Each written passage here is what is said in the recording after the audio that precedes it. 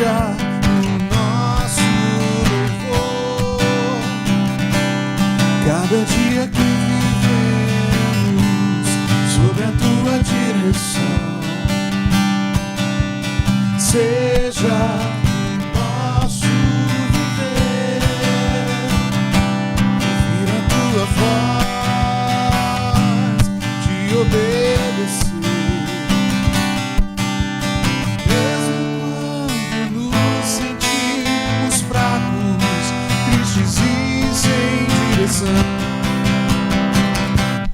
Tu serás a nossa força, a nossa salvação.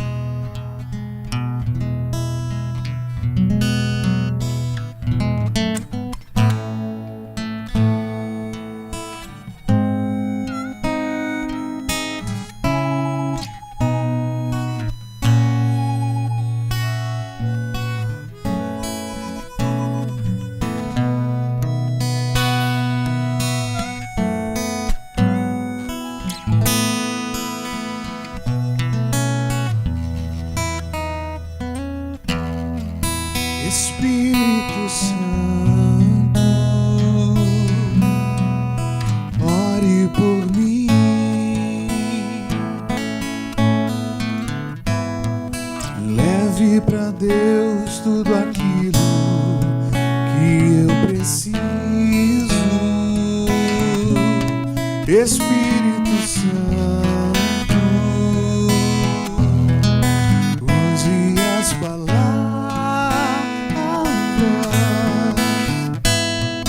que eu necessito usar, mas não consigo.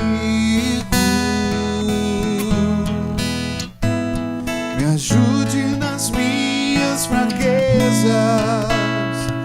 Não sei como devo pedir, Espírito Santo, vem interceder por mim.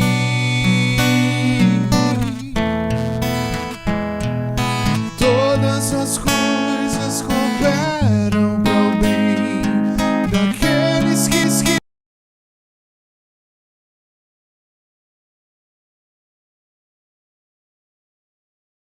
orar por mim. Estou clamando, estou pedindo, só Deus sabe a dor que estou sentindo. Meu coração está ferido, mas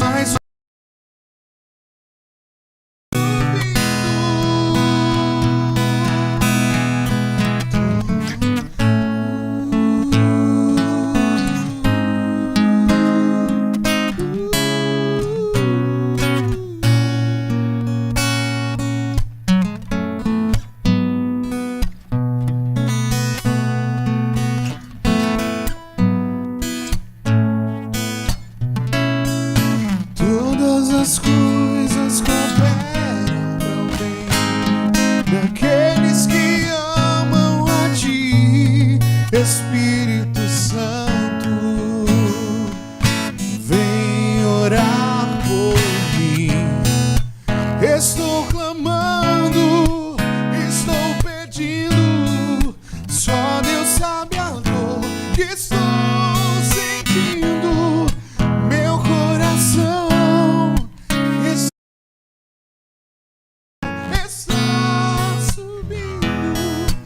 estou clamando, estou pedindo, só Deus sabe a dor que estou sentindo.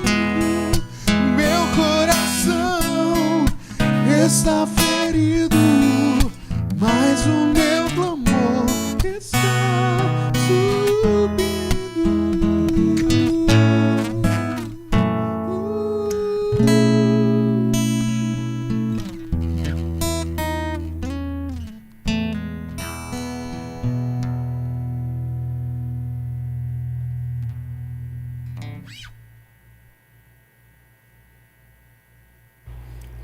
Som. Márcio, tudo bem aí? Essa música, Luiz, ela mexe muito comigo. Estava emocionado porque essa música realmente é muito bonita. Tem tudo a ver com o que a gente vai falar hoje aqui, né? Mas eu gostaria de agradecer ao pastor Vandi, à Igreja Presbiteriana Libertas, pela confiança, porque mais uma vez esse ano eu estarei aqui com a Igreja Libertas. Muito obrigado ao Presbitério do Rio de Janeiro. Pastor Vandi, muito obrigado pela confiança. Um forte abraço. Deus o abençoe. Eu gostaria de dizer que hoje é domingo de Ramos, né? Próximo domingo já é a Páscoa. E nós temos um assunto hoje que é muito importante na minha vida e um assunto que creio eu que seja muito importante para a igreja brasileira de uma maneira em geral. E eu gostaria de começar fazendo uma oração para que Deus nos conduza, nos abençoe nesse momento e que Ele possa tocar o nosso coração e abrir o nosso entendimento para o que vamos pregar hoje aqui. Pai querido, nós te agradecemos, Senhor, por esse dia glorioso, Pai. Dia esse feito pelas Tuas mãos, Senhor, onde todas as coisas se renovaram esta manhã. Obrigado, Senhor. Peço, Senhor, que o Senhor abra o entendimento dos Teus servos, que o Senhor me abençoe, Senhor, na pregação da Tua palavra, Pai, para que ela possa fluir de maneira tranquila e atinja o Seu objetivo, Senhor, que são os corações, Pai. Obrigado, Senhor. Que o Senhor me conduza nesse momento. Em nome de Jesus. Amém. Meus irmãos, durante a campanha para a presidência dos Estados Unidos, em 1976, Jimmy Carter disse que era nascido de novo. Ao mesmo tempo, Charles Colson, que havia sido um conselheiro do presidente Nixon, lançou um livro onde contava a sua conversão a Cristo. O livro, intitulado apenas de Born Again, ou seja, nascido de novo. Repentinamente, a expressão tornou-se comum entre cristãos evangélicos que eram lançados à proeminência nacional. Desde aquele tempo, a expressão nascido de novo tem sido adotada em várias situações que não possuem ligação com o tipo de conversão espiritual que Carter e Colson tinham em mente. Por exemplo, um atleta que se lesiona e tempos depois ele retorna às suas atividades, é comum a gente ouvir ele dizer, nasci de novo. Uma pessoa que sofre um acidente de carro e sobrevive, também diz que nasceu de novo. Esta expressão e seu significado verdadeiro tornou-se obscuro e frequentemente errôneo. Pensando nesse contexto aqui, eu quero convidar os irmãos a abrirem suas Bíblias no Evangelho de João, no capítulo 3, dos versos de 1 a 7. Evangelho de João, capítulo 3, nos versos de 1 a 7. Diz assim a palavra do Senhor: Havia um fariseu chamado Nicodemos, uma autoridade entre os judeus. Ele veio a Jesus à noite e disse: Mestre, sabemos que ensinas da parte de Deus, pois ninguém pode realizar os sinais milagrosos que estás fazendo se Deus não estiver com ele. Em resposta, Jesus declarou: Digo-lhe a verdade, ninguém pode ver o reino de Deus se não nascer de novo. Perguntou Nicodemos: Como alguém pode nascer sendo velho? É claro que não pode entrar pela segunda vez no ventre de sua mãe e renascer. Respondeu Jesus: Digo-lhe a verdade, ninguém pode entrar no reino de Deus se não nascer da água e do Espírito. O que nasce da carne é carne, mas o que nasce do Espírito é Espírito. Versículo 7. Não se surpreenda pelo fato de eu ter dito: é necessário que vocês nasçam de novo.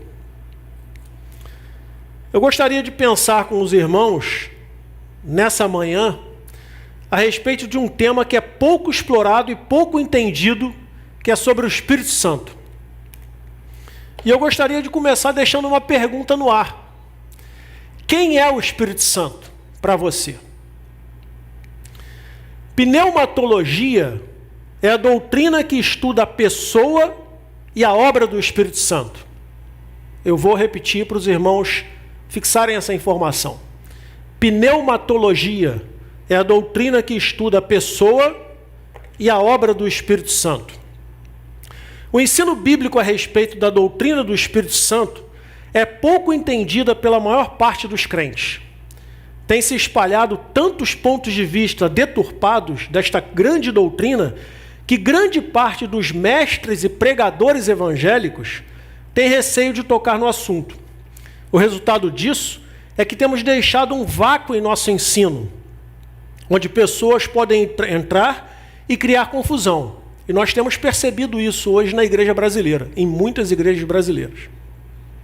Penso que a única maneira de evitar isso de forma prática é fazer um estudo sistemático sobre essa doutrina.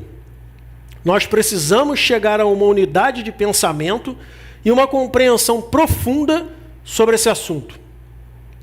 Cada um de nós atendeu a um chamado do Espírito Santo e foi revestido e capacitado com o seu poder e entrou numa vida nova, cheia do Espírito Santo e guiados por ele.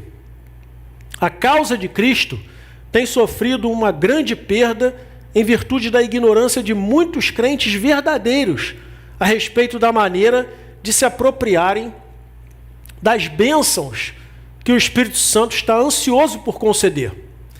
E nenhum de nós está habilitado a prestar serviço eficiente na obra do Senhor sem o Espírito Santo. Eu quero que os irmãos acompanhem comigo, mantenham suas Bíblias abertas. No versículo 1, a Bíblia nos apresenta um homem chamado Nicodemos. Quem é esse homem? Ele é um dos príncipes de Deus. Nicodemos, em grego, significa conquistador do povo. Ele era um fariseu, um dos principais membros do Sinédrio, um homem extremamente respeitado pelos seus pares. Possivelmente, um homem de posses, pois levou muitas especiarias para a unção do corpo de Cristo. Nicodemos resolve ir ao encontro de Jesus à noite, reconhecendo que ele é um mestre. A palavra mestre no hebraico é rabi. Isso pode denunciar o temor de ser visto, ou pode ser um sinal de deferência a Jesus, um mestre que não devia ser incomodado durante o dia. Ele então faz uma afirmação no versículo 2, dizendo saber que Jesus é rabi, mestre. Entendido simbolicamente, Nicodemos era uma pessoa que vivia nas trevas deste mundo e que agora encontra a luz. Ele entende que Jesus credencia os seus mensageiros, concedendo-lhes poder para realizar milagres. No versículo 3, Jesus entra no cerne da questão, ao afirmar que se um homem não nascer de novo, não pode ver o reino de Deus. Aqui no verso 3, o debate é sobre as coisas da terra e do céu, ou seja, o diálogo aqui é mais profundo do que a gente pode imaginar. No verso 4, Nicodemos parece cético e irônico ao perguntar: pode, porventura, voltar ao ventre e nascer segunda vez sendo velho? A resposta de Jesus no verso 5 é sobre água e espírito, e diz que quem não nascer da água e do espírito não pode entrar no reino de Deus.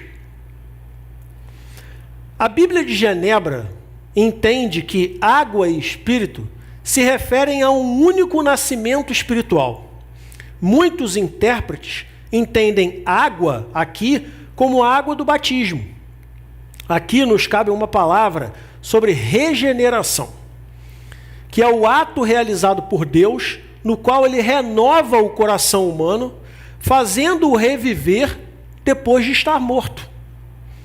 Na regeneração, Deus age no âmago, no ponto mais fundamental da pessoa humana. A regeneração é necessária porque todos os descendentes de Adão e Eva herdaram o pecado deles e são moralmente incapazes de fazer o que é bom. No versículo 6, Jesus vai explicar que existe diferença entre o que é nascido da carne e o que é nascido do Espírito. No verso 7, Jesus, percebendo a dificuldade de Nicodemos em entender, volta a dizer e deixar claro que era preciso nascer de novo. Aqui, meus irmãos, eu gostaria de entrar em algumas questões importantes sobre quem é o Espírito Santo. Primeiro ponto, a personalidade do Espírito Santo. Na essência da terceira pessoa da Trindade, salientam-se dois fatores principais: o fato de que ele é uma pessoa e o fato de que ele é Deus. Isso é muito importante que a gente tenha em mente e grave essa informação. O Espírito Santo é uma pessoa e ele é Deus. Estas duas verdades absolutas são fundamentais para um estudo profundo e sério sobre o Espírito Santo. Muitas pessoas pensam que o Espírito Santo é apenas uma influência que se move sobre a alma. Outras creem que o Espírito Santo está na palavra e somente na palavra, porque se diz que a palavra é Espírito. Nada mais pode ser tão insultuoso para o Espírito Santo do que eu tratá-lo de semelhante modo. Vamos ver as bases bíblicas para aceitar o fato da sua personalidade e descobrir por que esta verdade é tão importante na minha vida e na sua vida. A sua inteligência prova que ele é uma pessoa. Em Romanos 8:27, diz que ele tem sua própria mente distinta. Em Isaías 11:2, diz que ele é a fonte da sabedoria, do entendimento e do conhecimento.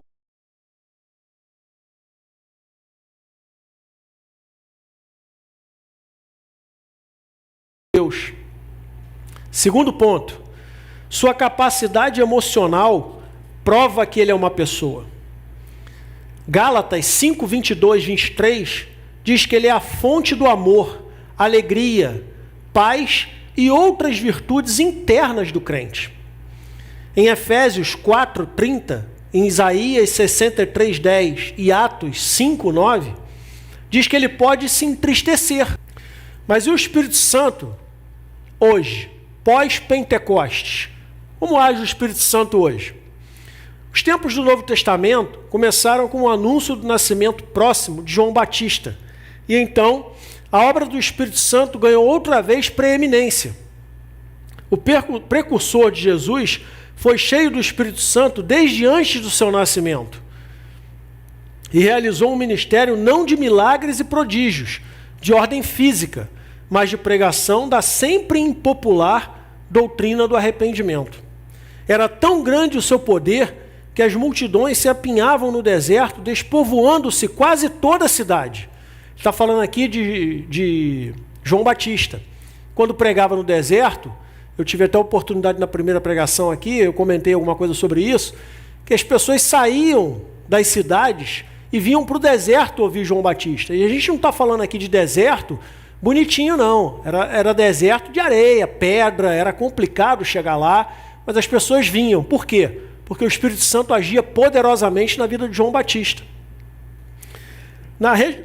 No Pentecostes, aqui a gente entra agora nas operações na vida do crente do Espírito Santo. No Pentecostes, o Espírito Santo veio durante uma comunhão maravilhosa do povo de Deus. Sua obra de transformar vidas no momento da salvação da pessoa deve ser profundamente compreendida. A salvação pela graça, através da fé, como era também no Antigo Testamento. Agora eu peço que os irmãos fiquem atentos para 4 operações que ocorrem quando uma pessoa é salva. Ou seja, quando uma pessoa é convertida, 4 operações acontecem. Primeira, regeneração do Espírito Santo. Ou seja, a pessoa volta à vida, vivificar. E refere-se aqui ao novo nascimento. Tito 3:5 e Efésios 2, de 1 a 5. Exemplo, as palavras de Jesus a Nicodemos. Segunda operação, batismo. A obra pela qual o Espírito Santo me colocou numa inseparável união com Cristo, fazendo-me membro do seu corpo espiritual. Que membro espiritual é esse? É a igreja. É a igreja do Senhor Jesus. Está em 1 Coríntios 12:12. Terceira operação, habitação do Espírito Santo. Nós agora somos morada do Espírito Santo. E essa habitação ela é singular na época da igreja. João 14:16 e 17. E a última operação, o selo e o penhor do Espírito Santo. São verdades bem relacionadas. Uma, ou seja, o selo, assegura a minha salvação eterna. E a outra, o penhor, enquanto a outra garante, essa garante a minha herança eterna. Estas operações acontecem hoje de uma única vez e não se repete, e são para todos aqueles que são salvos. Agora eu possuo 2 naturezas, uma carnal e outra espiritual, o velho e o novo homem. E elas o tempo todo brigam entre si, opõem-se uma à outra. Cada vez que uma triunfa, a outra é derrotada. Isso está em Gálatas 5, 13, 16 e 17. Ao pensar nisso, o texto mais emblemático e que me faz tremer é Efésios 5, 18. E não vos embriagueis com vinho, no qual há dissolução, mas enchei-vos do Espírito. Vamos entender aqui algumas coisas. No cenáculo, na noite anterior à sua crucificação, Jesus deu aos seus discípulos algumas promessas importantes a respeito do Espírito Santo. Ele estava prestes a partir e disse que eles não poderiam ir com ele. Mas lhes prometeu: eu rogarei ao Pai, e ele vos dará, ou enviará, outro Consolador, a fim de que, finalidade, esteja sempre convosco. João 14,16. A palavra Consolador ou Confortador é a palavra Paracletos, que significa chamar para perto. É claro que uma das obras do Espírito Santo é trazer consolação a corações angustiados, ou quando estamos em meio a tristezas e lamentos. Porém, nós devemos nos lembrar mais uma vez o contexto em que Jesus prometeu enviar o Espírito Santo. Ele estava dizendo aos discípulos que estava prestes a deixá-los. Então eles ficariam em meio a um mundo hostil, no qual eles seriam odiados como ele fora. E cada momento de suas vidas seriam cheios de pressão, hostilidade e perseguição. E nós estamos vivendo esse tempo. Aliás, desde que Jesus foi assunto aos céus, nós estamos vivendo esse tempo. Perdão. Ninguém quer esse tipo de vida sem ajuda. Portanto, originalmente a palavra Parácletos tinha um significado de com força. Os tradutores da versão King James estavam nos dizendo que o Espírito Santo vem ao povo de Cristo não para curar suas feridas depois de uma batalha, e sim para fortalecê-los antes e durante a batalha. A ideia aqui é que a igreja opera mais como um exército do que como um hospital. E o Espírito Santo vem para dar poder e fortalecer os cristãos. Eu caminho aqui com os irmãos já trazendo uma aplicação. Eu gostaria de retornar à pergunta feita lá no início da nossa mensagem. Quem é o Espírito Santo para você? Meus irmãos, o Espírito Santo é Deus, terceira pessoa da Trindade Santa, que habita não de forma temporária, como no Velho Testamento, mas de forma permanente, em mim e em você. Devemos tomar cuidado e ter boa atenção para não entristecermos o Espírito Santo. Temos que orar e vigiar a todo tempo. Você só está aqui hoje porque nasceu de novo. E isso faz parte da graça de Deus. Cuidado com o que você fala. Cuidado com o que você diz no teu dia a dia, para a pessoa que está ao seu lado, uma pessoa que você conheceu. Cuidado com as redes sociais. Hoje é muito comum a gente ver na rede social as pessoas se ofendendo, brigando por política, por qualquer outra coisa. Isso não agrada a Deus, não agrada ao Espírito Santo.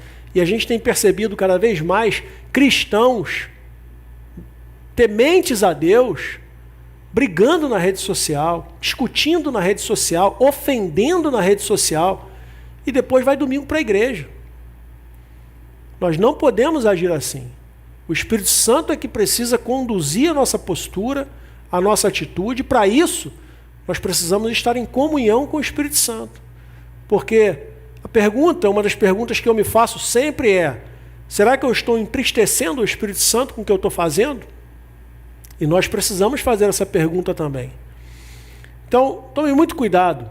Procure estar em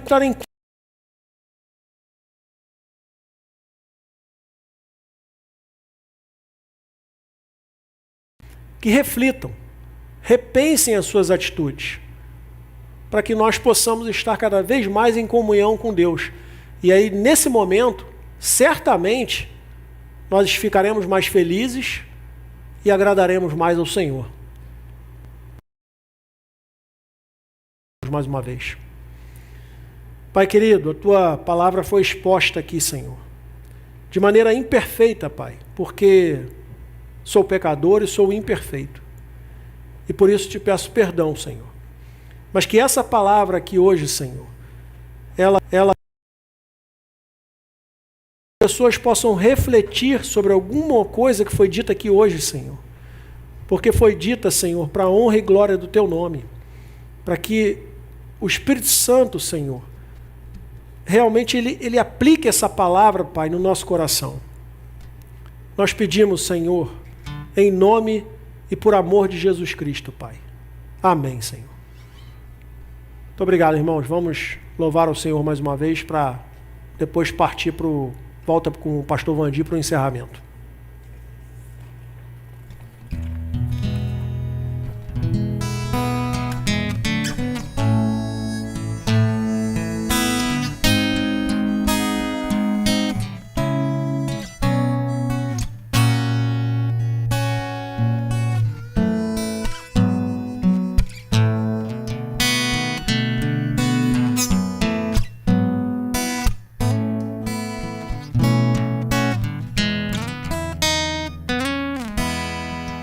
Espírito Santo, ore por mim,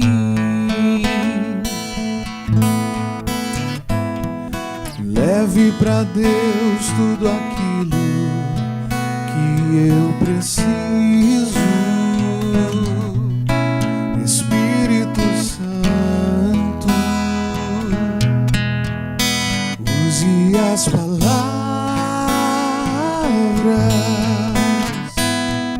que eu necessito usar, mas não consigo. Me ajude nas minhas fraquezas, não sei como devo pedir. Espírito Santo,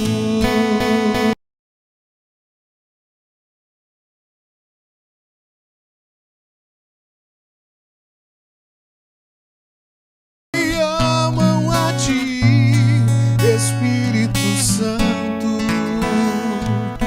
vem orar por mim. Estou clamando, estou pedindo, só Deus sabe a dor que estou sentindo. Meu coração está ferido, mas o meu clamor está subindo.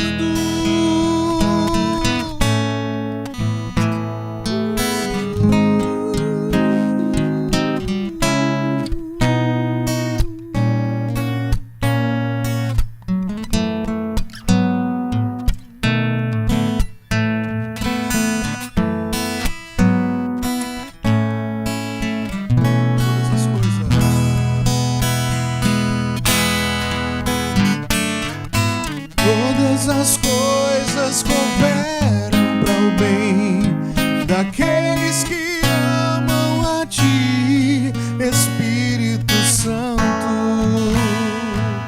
vem orar por mim. Estou clamando, estou pedindo, só Deus sabe a dor que estou sentindo. Meu coração está ferido, mas o meu clamor está subindo. Estou clamando, estou pedindo, só Deus sabe a dor que estou sentindo. Meu coração está ferido, mas o meu clamor está subindo.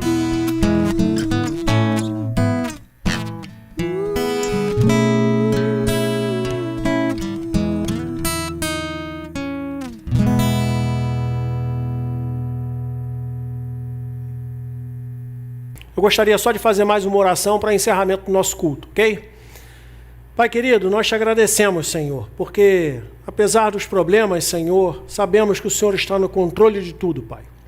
Que o Senhor nos dê um dia, um restante de domingo abençoado, Senhor, em Tua presença. Abençoe, meu Pai, os irmãos que estão assistindo o nosso culto pela internet, Senhor.